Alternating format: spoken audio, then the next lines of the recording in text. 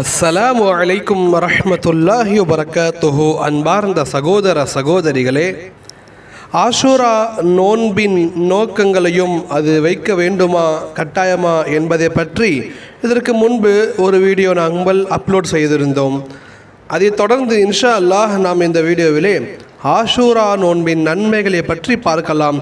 அல்லாஹு தஆலா அமல் செய்யும் பாக்கியத்தை தருவானாக, ஆமீன்.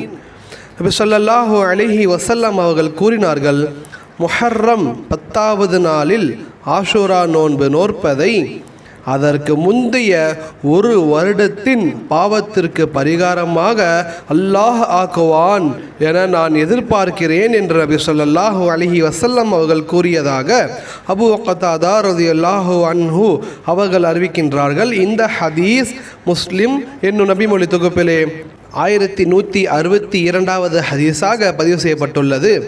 எனவே அன்பார்ந்தவர்களே, இதனுடைய நன்மை அல்லாஹு அக்பர், ஒரு வருடத்தின் முந்தைய பாவங்கள் அனைத்திற்கும் பரிகாரமாக ஆகிவிடக்கூடும். எனவே அன்பார்ந்தவர்களே, இந்த ஹதீஸை நாம் கற்றுக்கொண்டதை போன்றே உங்களுடைய பெற்றோர்கள், சகோதர சகோதரிகள், நண்பர்கள் அனைவருக்கும் இந்த வீடியோவை ஷேர் செய்யுங்கள். அவர்களும் அந்த நன்மையை செய்வார்கள். அதற்கான நன்மை அல்லாஹ் தஆலா நமக்கும் கொடுப்பான். அஸ்ஸலாமு அலைக்கும் வரஹ்மத்துல்லாஹி வபரகாத்துஹு.